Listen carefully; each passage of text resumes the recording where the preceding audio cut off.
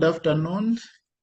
My name is Timothy Gondwe. I'm from Animal Science Department of the Rongo University of Agriculture and Natural Resources, Bunda College of Agriculture.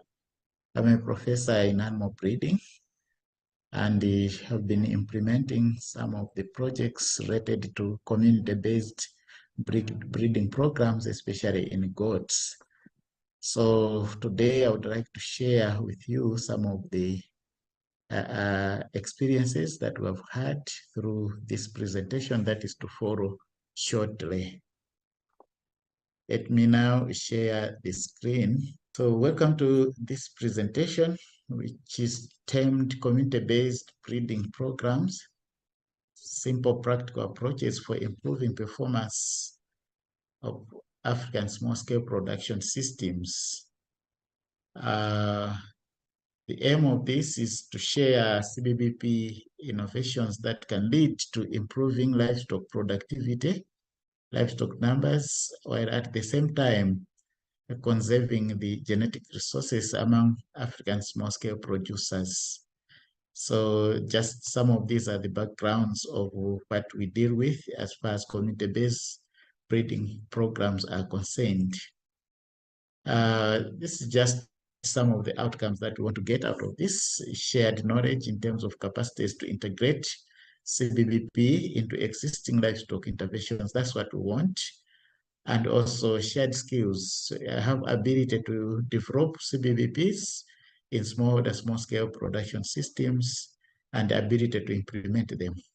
And also let us motivate each other so that we should integrate CBBPs into livestock interventions. CBBP is about livestock breeding, and we know when it comes to livestock breeding, the goal is basically to enable the farmers to achieve their production goals, and this could be increased egg production, for example, meat production, increased income, insurance, and the like. So want to do this in a successful and sustainable manner by looking at a holistic approach whereby the farmers can select what is to be used for breeding purposes, and specifically we target the males. So we also understand that well-defined goals help to identify traits that can improve or that farmers can improve on. And these are some of the examples that are just laid down below.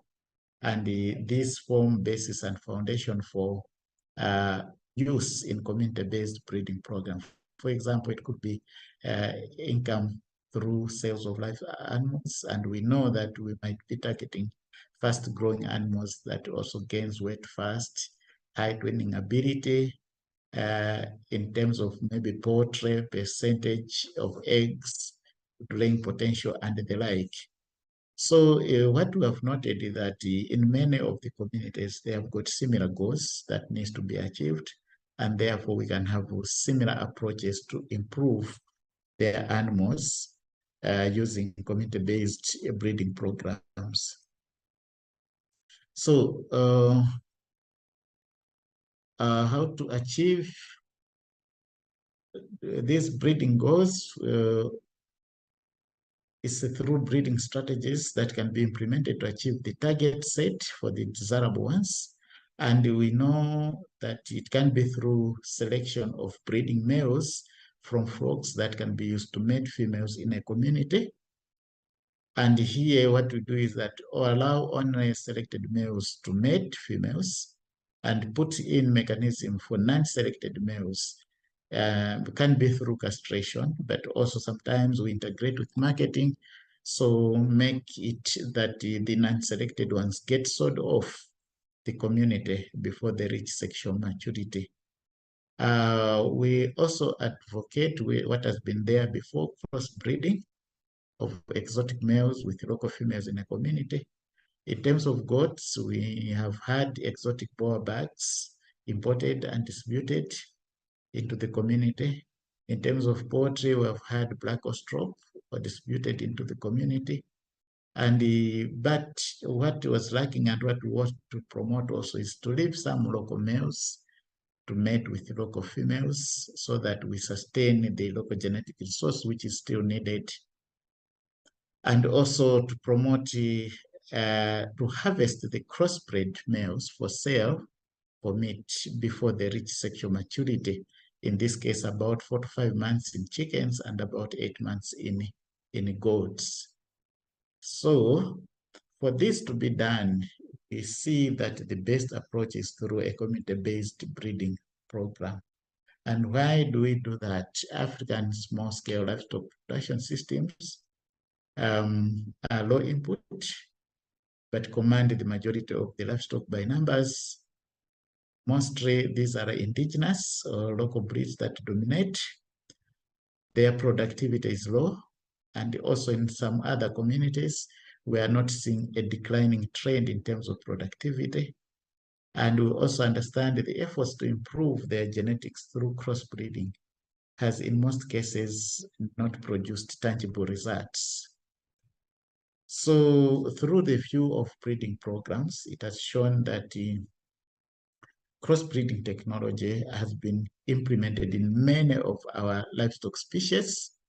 However, the implementation lacked a framework or structure to maintain the structured crossing protocols.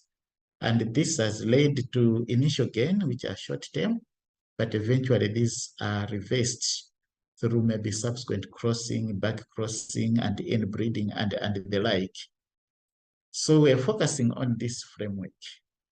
Also, in Malawi, maybe true for other countries, there have been this concept of person programs, which are used as a breeding concept by NGO and government projects. They distribute breeding animals to few beneficiaries, later pass on firstborn offspring to second beneficiaries, and so on. And this has led to Malawi developing a policy of distributing one male goat to 4 females to each beneficiary. And previously, it was an exotic male and 4 local females, hence crossbreeding was taking place. But recently, it has been local, so straight breeding is taking place. Now, person programs currently broaden ownership, but do not promote improved productivity, and they lack breeding principles of selective breeding, individuals for mating, and the mating strategies. So this is leading to uncontrolled mating, and we move round and round. So following this, going through the previous crossbreeding programs and the current person programs, we think that implementation of community-based breeding program for selection and crossbreeding in communities could be a way forward to achieve the set targets without encountering some of the negative consequences that have been happening. So the key outcome is we want to establish a CBBP that facilitates optimal breeding and integrates healthy and management innovations and person programs, and hence create this framework that would optimize the P, which is the phenotype, by utilizing the G, which is the genotype, and the E, which is the environment. At the same time, also counteracting the G by E by utilizing animals from within the communities. So that's the overall agenda. Now, CBBP arises from an understanding of the communal use of breeding males. What we know is that flocks of different households mix during the feeding, in this case, grazing for goats, sheep, and cattle, or scavenging for chickens, under our traditional production systems. Mating of cocks to hens and backs to does take place during feeding, and this is where they do mix and graze together. Therefore, a cock or a back from one household is mating females from other flocks and not only from that household. Because of this observation, a cock or a back is used by the community and not an individual household. This means a good local cock or a good local bag will spread desired traits to hens or does for the entire community. And I think this may be true even for other species under similar production systems. Similarly, a bad one to reduce productivity of desired traits in the community. So it is from this perspective, that's where we have a clear understanding on the communal use of the breeding males through a community-based approach. So flocks of different households mix, as we said. Therefore, selection of breeding males involve participation of the community of households whose flocks mix during feeding. And it's therefore the decisions to eliminate or to select should be at communal level, not at individual household level. So this is what is called community-based breeding program, and can be used to implement both breeding strategies, either when we go by selection of breeding males from local breeds, or when we use the introduced exotic for crossbreeding males to local females. And similarly, this is the one that would like to promote whenever there is a person programs. Let us engage community-based breeding to select the breeding males and deselect the others from breeding purposes. So community-based is a framework for implementing commercially oriented breeding strategies. One understanding that most of our breeding strategies were built on commercial orientation, and they have to be adapted for use on communal low input system. This is just a scenario. CBBP pulls a breeding population made up of small-scale producers, while in large-scale commercial, a breeding population can be from a single producer. In CBBP, male to female ratio is determined from a communal population, unlike in large scale, where male to female ratio can be determined from a single farm. Communal breeding strategies of selection and crossbreeding can take place under CBBP. The same could be done maybe on an individual farm when it is a large scale. So what we are trying to do is that mimic a large scale commercial unit by putting together a few communal flocks or heads, and this is what is forming a CBBP, so that we can apply the breeding strategies appropriately and in the right manner.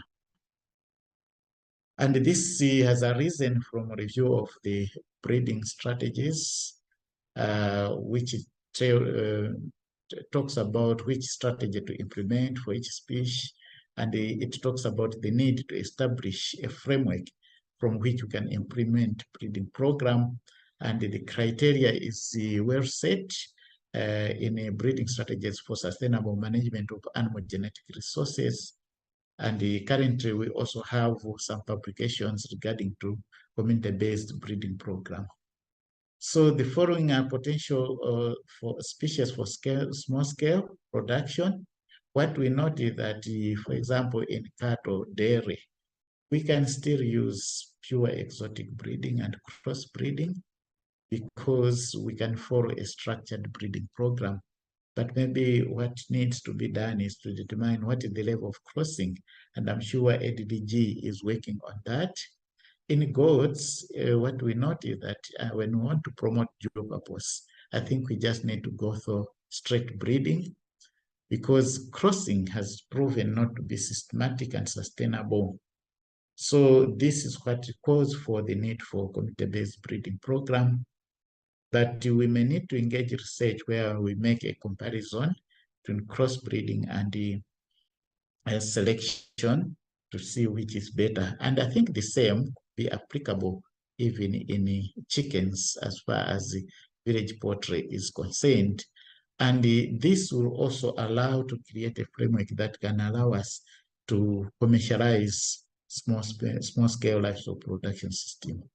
So because of this, we have had this case where a community-based breeding program has been implemented in Malawi and maybe other countries.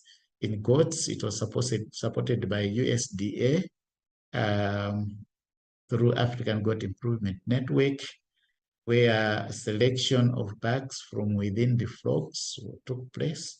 And we integrated science and community knowledge, whereby science could judge based on the recorded parameters.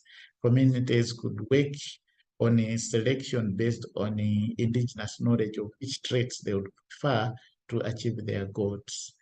And then there were also some training to mitigate the cases of inbreeding. So we also had some crossbreeding in a community-based approach, which also seemed to have worked. And also in the smallholder chicken, we tried to promote the based approaches. So following the same, we feel we can also strategize the same maybe in other chickens and the like. So I think I've mentioned on that. Now, because of that, we feel that CBBP can easily be established and then integrated into these other programs. And the steps required is basically, it requires setting up breeding centers to be run by the communities. And this can be facilitated by extension agents, where NGOs and the scientists. And you establish centers where the animals would come for selection. And then twice a year, you get a few males to be selected for breeding using scientific and communal knowledges. And those that have been selected are now to be owned by the community itself. The non-selected one, a decision is made how to deal with them. In many cases, communities have agreed to castrate, and this gets fattened and gets sold to butchermen for meat and the like. Then the one that have been selected, they get distributed into the flocks at prescribed demarcations and also prescribed period. Then the rest is just to monitor and exchange males to prevent inbreeding. And then subsequently, once they have used those ones, then they can be taken out, can be sold for meat, or can be sold to other communities for use as the breeding stock. So following this, we have had a few cases of impact in goats. What we see that maybe once we implemented our CBBP, within 2 years, students were involved and they noted some changes. For example, here we had selected versus the non-selected, and then we could compare an increase in birth weights and also increase in weight at 2 months and also at 4 months. They may look small increases, but I think once you count the population of these animals, a multiplier effect would lead into a huge impact in terms of meat. And also the same was observed in the 2 sites that we had. So it is a similar observation regardless of where you implement these CBBPs. I think there was another study that also was conducted to check the performance of the meat, also comparing those that are on free range, and in case you semi-intensify the goats, what we noted that with the free range of semi-intensification selected performed better than the non-selected. And also, we also noted that to make sure that this is not due to semi-intensification, we also had another population which was non-selected, but under semi and free range. So improving management, improved performance, but also improving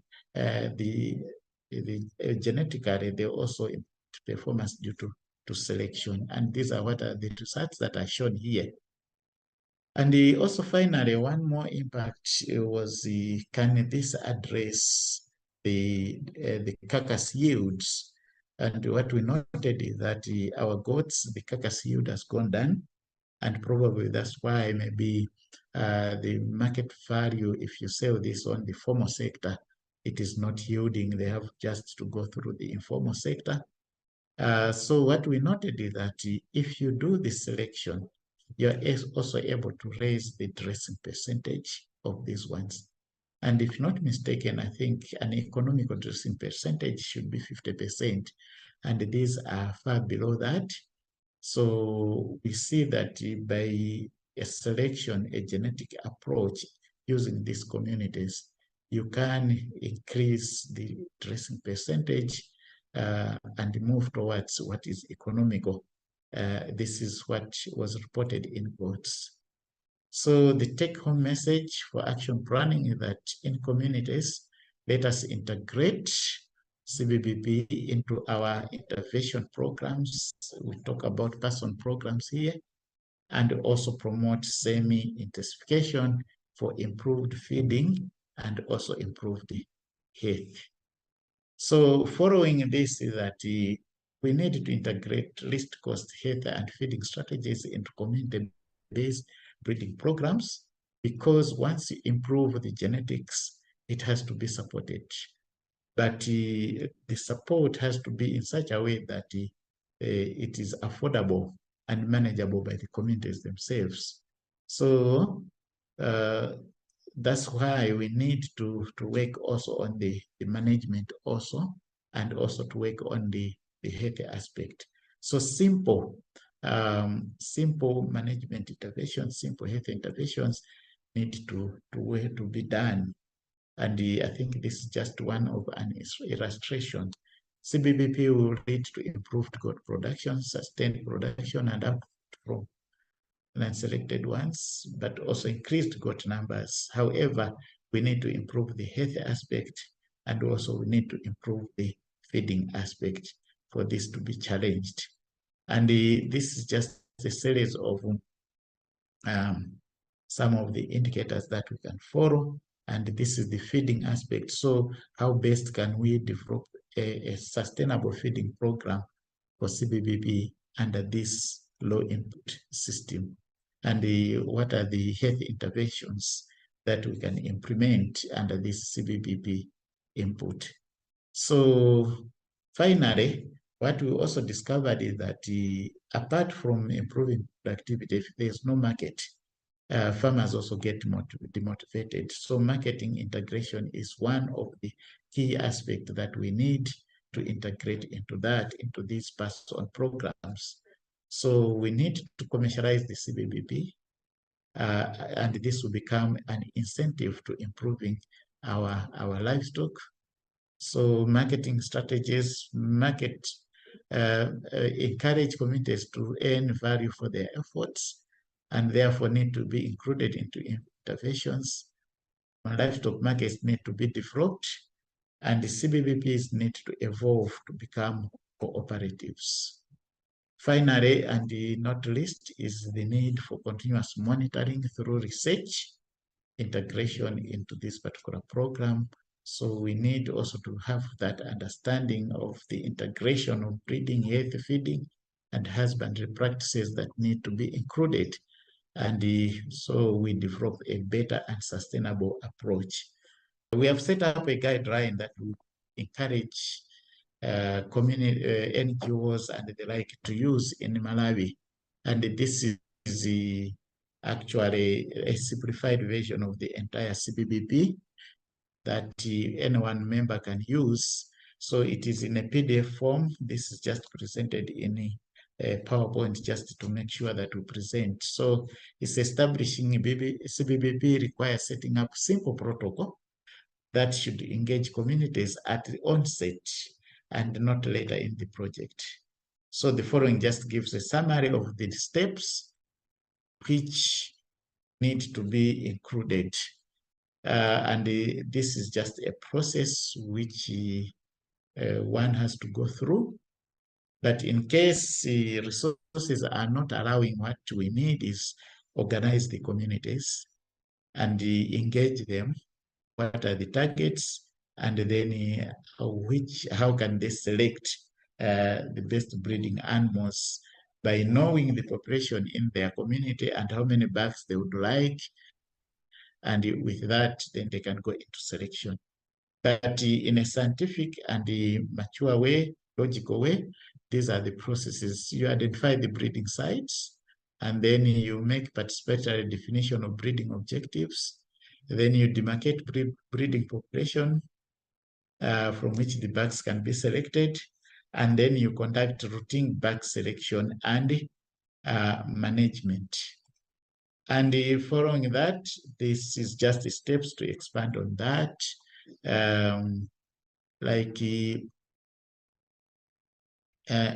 You need to brief the communities of the need to set up the CBBP and discuss and decide where to establish selection points. Then document the goals they have, their characteristics and preferences, and establish baseline information on growth parameters. This is on the scientific part. So there's an need be there, do what can be done at least cost and involving the communities. Then this is just a clue that goats that range together form a breeding population of flocks. Then step 2 is participatory definition of breeding objectives. In other words, identify what traits to be improved. So this can be from focus group discussion interviews. Communities should bring forth what they want to see in an improved goat. They can as well mention what their current levels and where they wish to reach, and then brainstorm on their breeding practices that may be worth integrating in CBBP, and later come up and brief them the summarized goals and how they can be improved through selection and rotating the males within the subflocks. So then you come and identify a place where you demarcate breeding populations to be selecting birds from. And it says community that constitutes a CBBP will identify a site and construct a holding pen where selection be taking place. So the pen usually has got some rooms there where you split goats in different crates and sizes. And this is also the time when you train communities on breeding activities, but also integrate feeding and health management. Now, it is the same holding pens that can be used at interval as marketing points. So communities can make advert. We have got so many goats, and you would like to sell as a corporate and not as individuals. So the buyers will come and buy from the same. Then lastly is routine bird selection and management at agreed intervals, usually once every 6 months. 4-month-old birds are brought to a holding pen for selection. And based on the records, scientific selection can take place. And then you allocate the birds into about 4 grades, hence those different pens. Then the communities agree on how many will be needed to distribute into the community, and communities are invited to select from the graded birds using their traditional knowledge of birds, traits they prefer, and any historical characteristics that they may have. Then next is distribution of the selected birds.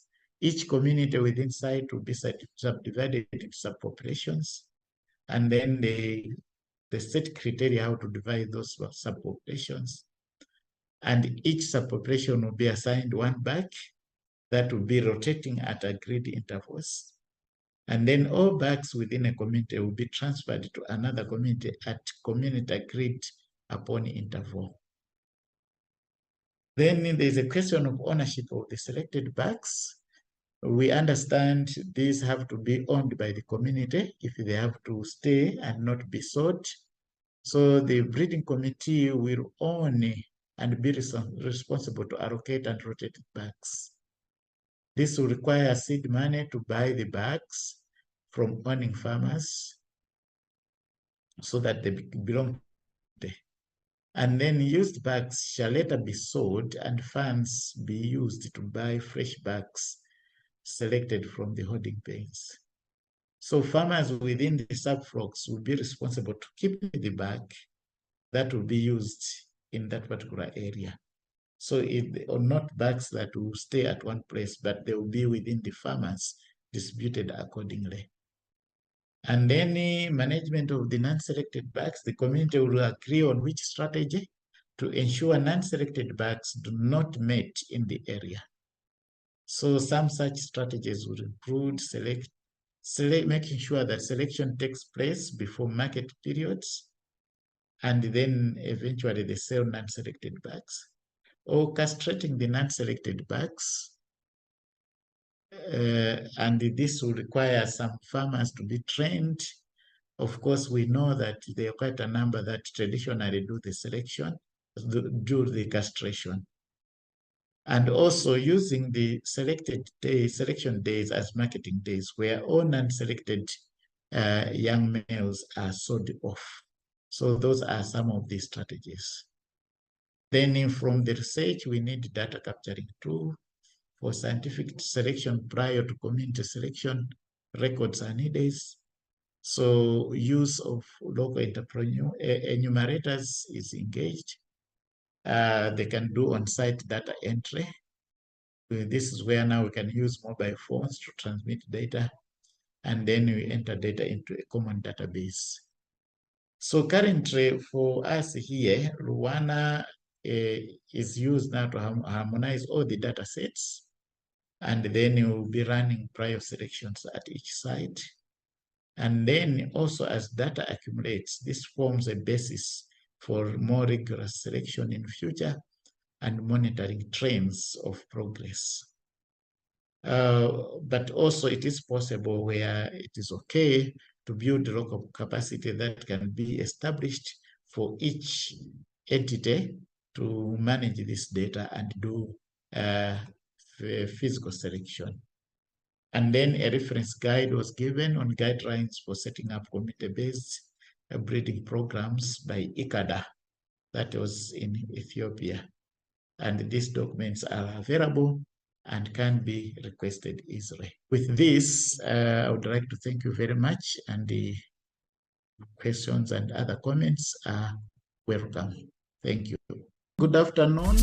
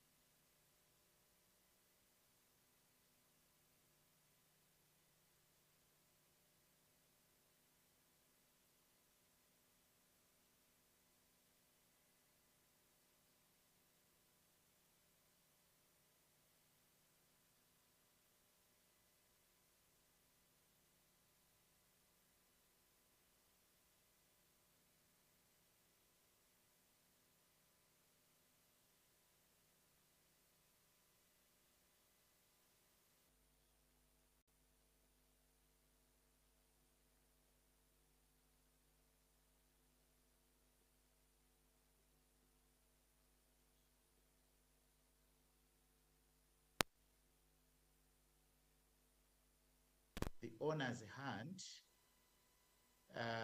and then it becomes a community responsibility.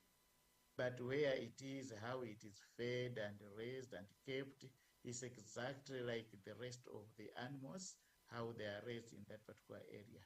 And then it only comes to the community responsibility when it's time now to exchange or to transfer that one from one community to another.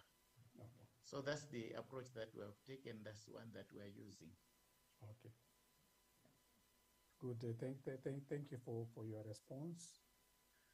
Do we have any? I'm seeing a question from Victor. Will members of the community or many communities agree to form a cooperative company that can buy and keep the males in line with Professor Kai's question? I think what I'm gathering here is there any possibilities of maybe changing the way the males are kept, maybe to conform to some of those organizational arrangements that I just mentioned? Prof. Gondwe? Yes, we have done it in a phased approach, started simple and growing. Some CBBPs now have registered as cooperatives. Yeah, some have registered as cooperatives. So we hope as they are advancing, some of these can come on board. However, let it be noted that previously, a few organizations have tried to organize these farmers, group the animals, maybe by way of distributing and the like. But eventually, such arrangements have disbanded. Okay, sorry. Just continue. Dorothy, can you mute your mic? I think I'll give you an opportunity to ask your question. I'm seeing your hand up. Yeah, so what I was saying is that eventually some of these, in fact, most of them, where a group approach at the animal flock level was tried, have disbanded. Either people leave responsibility to others, or maybe we are dealing with communities that are busy, especially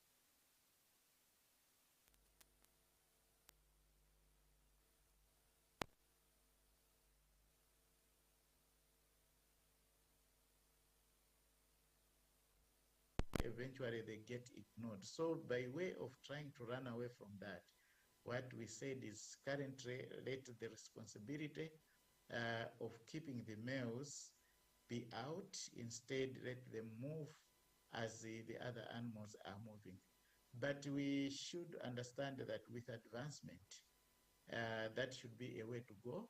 And we don't see much problems because it looks like communities are appreciating the importance of CBBPs. Okay, good. Thank you. Dr. Keno, Tobias, I think your hand is up.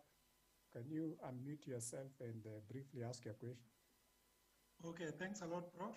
Thanks a lot, Professor Gondwe, for that detailed presentation. So I have just two questions or clarifications I want to seek based on your experience, because we find that most of the community breeding programs suffer because of lack of the breeding stock. For example, if you are using, for example, small ruminants, and you are saying that we use the bucks, so you find that sometimes they don't get the new replacement for those bugs, so they end up using those bugs for a long time, and this can bring up the component of inbreeding. So I don't know what is your experience with this, with the program that you did. Then the next one, the selection is more focused on the males and not on the females, because all the females in the flock are being used. But we also know that females also contribute almost 50% of their genetic materials. So what do you think in terms of also selecting on the females at the community level, and not only the males? Because when I looked at the genetic progress you achieved, you said that it is slightly low. This could have been contributed by the fact that all the females in the population were used. Thanks a lot, Prof. Yes, I think thanks a lot.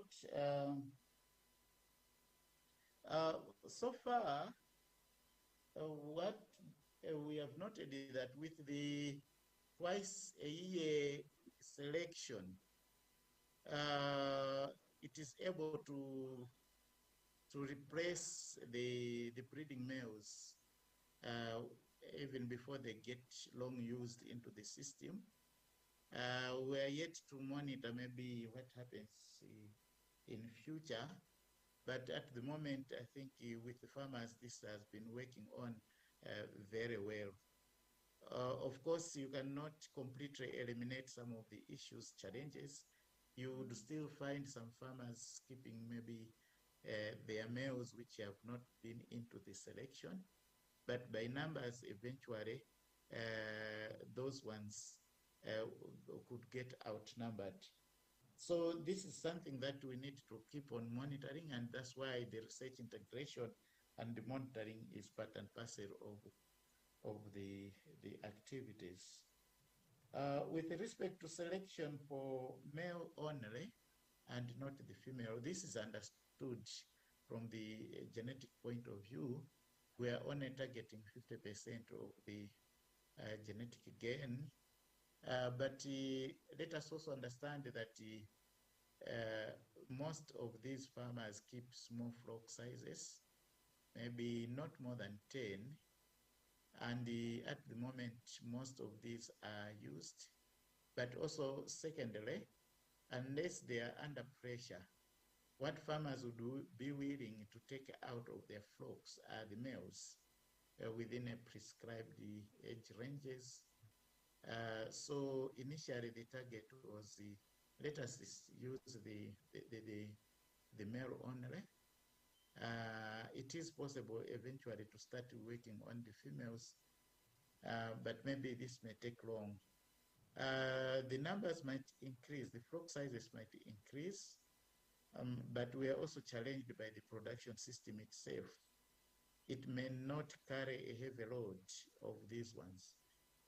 So the promotion is as the flock sizes increase, let them also increase the off-take rate so that we balance with that particular system. And also considering the low input nature of our systems, we feel a slow progress in terms of genetic gain would match the production system, which is also taking long to be developed by way of a jump strategy in terms of feeding and maybe health aspect. So it is moving in matching with the production system that are prevailing. Thank you. Okay, good. Thank you, Prof. From Victor, now, how do we ensure that we do not select relatives of used males? If you can just be very, very brief, because I will only allow 3 more, and we already have them. There are 2 in the chat, and there is 1 oral.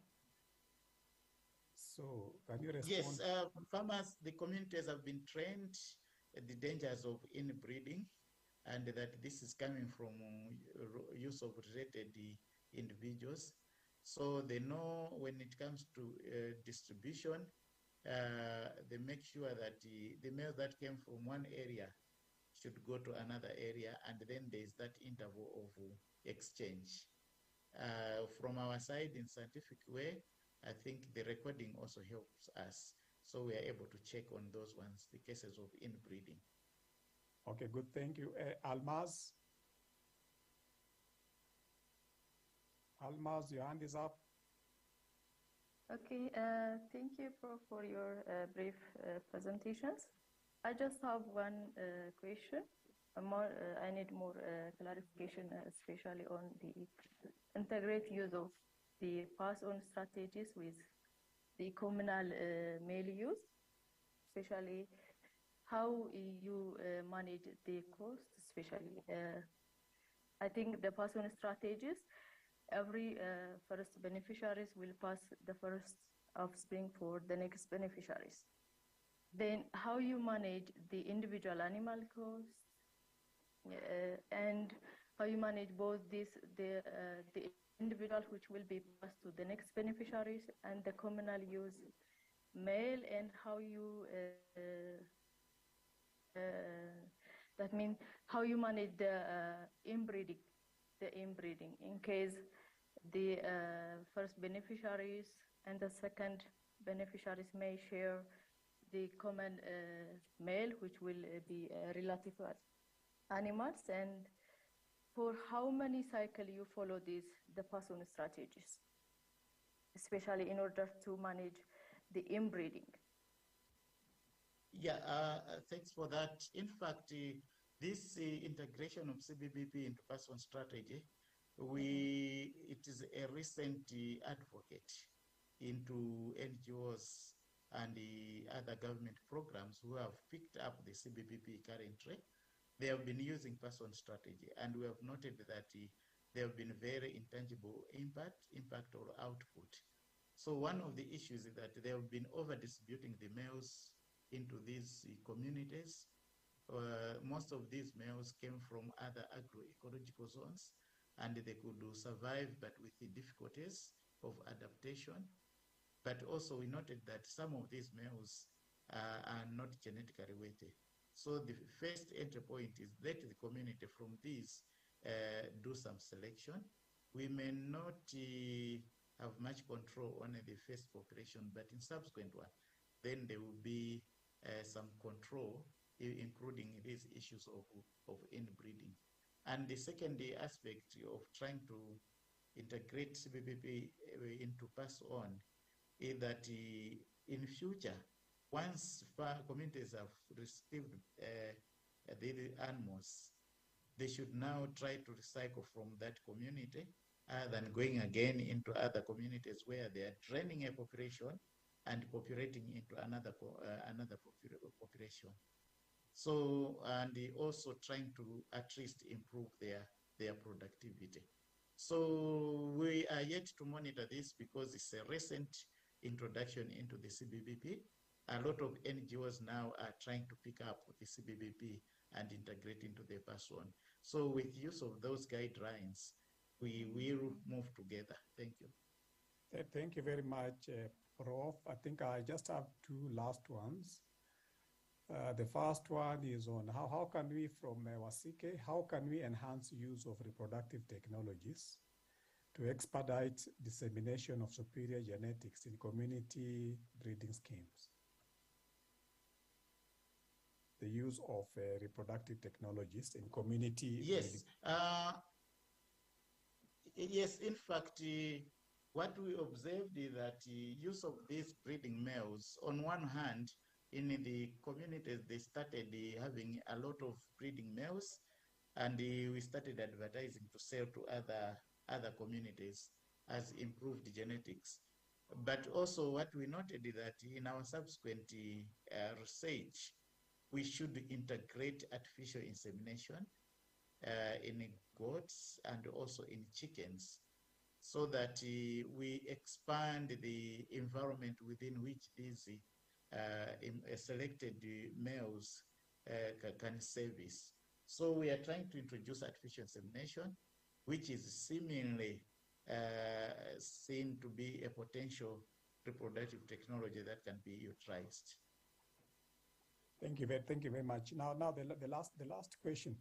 I think you're aware that this is an ABNet webinar series. So what intervention from ABNet, and this from Dr. Victor Olori, so what intervention from ABNet or from the CTLGH could enhance the activities of community breeding programs, in your opinion? What is this that you think ABNet or ABBA can do to enhance what you're doing when it comes to community breeding program? Is there anything? Yes, maybe this could be to even to as many in here, but we feel it's still a concept that needs to be promoted. So some advocacy, maybe in form of a policy or adverts, publicity, and the like, that could work. But as we are saying, there are a lot of unanswered questions within this CBBP as we are trying to implement as a sustainable breeding. So we have some research agenda that needs to be answered in all of these CBBP. At what level can we reach in terms of improving? And then after, when we have perfected the situation, now we need to go into that scientific genetic evaluation, where now I think ABNet and CTLGH can come in. We need to help to start working on the parentage of these ones. Can we ably identify the parentage so that we can do some genetic evaluation? And I think at this point, that's where now you see genomics is coming in also to help into precise breeding, so that we move a step ahead, which we believe should be a solution as we are trying to move with these farmers, develop their animals genetically, but also move in terms of management improvement, and then we move into commercializing these CBBPs. Okay, good. But others can come in that. Yeah, I think you've done well, and because of time, I think I will have to, maybe we'll have to conclude our seminar. But participants, I think you'll agree with me that this series has been educational and enlightening. I'm seeing in the comment section there is a comment. I don't know whether it is a comment or a question, but I'm only seeing a bonsoir prof, something et merci pour. I don't know, it is in French. I'm not good in French. Maybe if there is someone who can read that and try and translate to us what that means. But what I was saying is that I think this presentation has been educational, and it is really enlightening. And I'm really happy with the overwhelming engagement from all of us. And this clearly shows that that we as Africans, we really have the desire to drive the genetic gains, and we really desire to drive the genetic gains collaboratively. And let me take this opportunity to thank Professor Gondwe for providing the deep insights into how we can work, and not only working, but into how we can work with the communities to improve the breeding programs. I also thank all of us, and this specifically for your contributions, for asking questions, and also for finding time to engage in this conversation.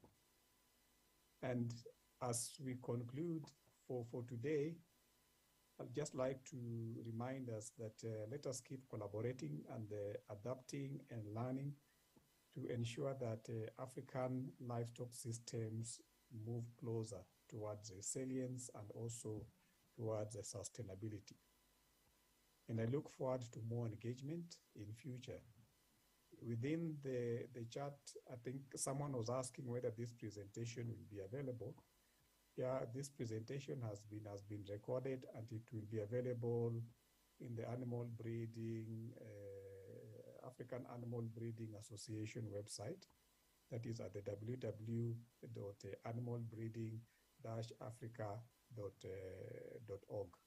So let me once again thank Professor Gondwe, and also thank all the participants for this engagement. And this is just the first in a series that have been planned. And I'd like to encourage all of us, as I said earlier, if you feel that you can make a presentation during this webinar, please just feel free and let us know what you want to talk on, and we'll really be happy to slot you in one of these days. So I look forward to more engagement in future. So let me take this opportunity to thank all of you, and enjoy your day, enjoy your afternoon, enjoy your evening, depending on where you are. So thank you very much, and over to the technical team. Thank you.